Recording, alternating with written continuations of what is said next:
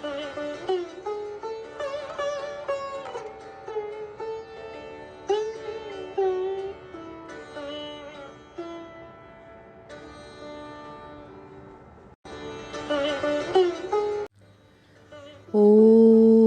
यथाग्नेर्दाहिका शक्ति रामकृष्णे स्थिता हिया सर्वविद्यास्वरूपां तां शारदां प्रणमाम्यहम्। শ্রী শ্রী মায়ের কথা, সরজুবালা, জ্যৈষ্ঠ প্রথম সপ্তাহ, 1321। আর একদিন শ্রী শ্রীমা রাস্তার ধারে বারান্দায় এসে আমাকে আসনখানি পেতে হরিনামের ঝুলিটি এনে দিতে বললেন। তা এনে দিলে বসে জপ করতে লাগলেন। প্রায় সন্ধ্যা হয়ে এসেছে। এমন সময় সামনের মাঠে, যেখানে কুলি মজুর গোছের কতকগুলি লোক স্ত্রী পুত্র নিয়ে বসবাস করত, সেখানে একজন পুরুষ সম্ভবত তার স্ত্রীকে বেদম মার শুরু করে দিলে। কিল চড় পরে এমন এক লাথি মারলে যে স্ত্রীলোকটির কোলে ছেলে ছিল, ছেলে শুদ্ধ গড়িয়ে এসে উঠোনে পড়ে গেল। আহা, তার উপর এসে আবার কয়েক ঘা লাথি। মায়ের জপ করা বন্ধ হয়ে গেল। এ কি আর তিনি সহ্য করতে পারেন?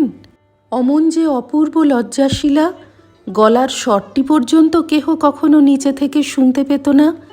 একেবারে রেলিং ধরে দাঁড়িয়ে উঠে তীব্র ভর্ৎসনার স্বরে বললেন, বলি ও মিনসে, বউটাকে একেবারে মেরে ফেলবি নাকি?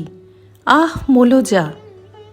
লোকটা একবার তাঁর দিকে তাকিয়েই অত যে ক্রোধোন্মত্ত হয়েছিল, যেন সাপের মাথায় ধুলো পড়া দেওয়ার মতো অমনি মাথা নিচু করে বউটাকে তখনই ছেড়ে দিল।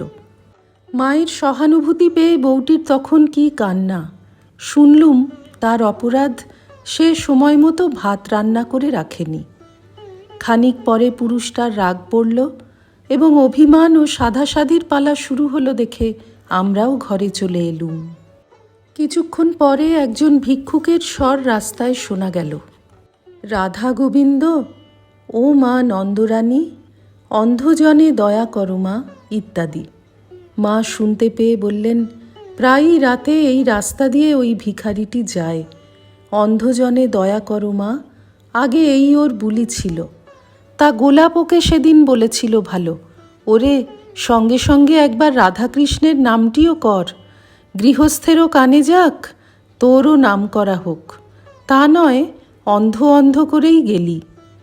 সেই হতে ও এখানে এলেই এখন রাধা গোবিন্দ বলে দাঁড়ায়। গোলাপ ওকে একখানি কাপড় দিয়েছে, পয়সাও পায়। একদিন সন্ধ্যাবেলা গেছি, শুনি মা বলছেন, নূতন ভক্তদের ঠাকুর সেবা করতে দিতে হয়, কারণ তাঁদের নবানুরাগ, সেবা হয় ভালো।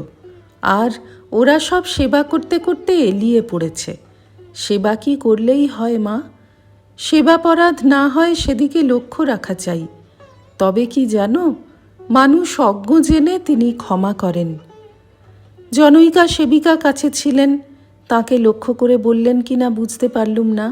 কেননা বললেন, চন্দনে যেন খিঁচ না থাকে, ফুল বিল্লপত্র যেন পোকা কাটা না হয়, পুজো বা পুজোর কাজের সময় যেন নিজের কোনো অঙ্গে, চুলে বা কাপড়ে হাত না লাগে। একান্ত যত্নের সঙ্গে ওইসব করা চাই, আর ভোগরাগ সব ঠিক সময়ে দিতে হয়। শ্রী রামকৃষ্ণার্পণমস্তু।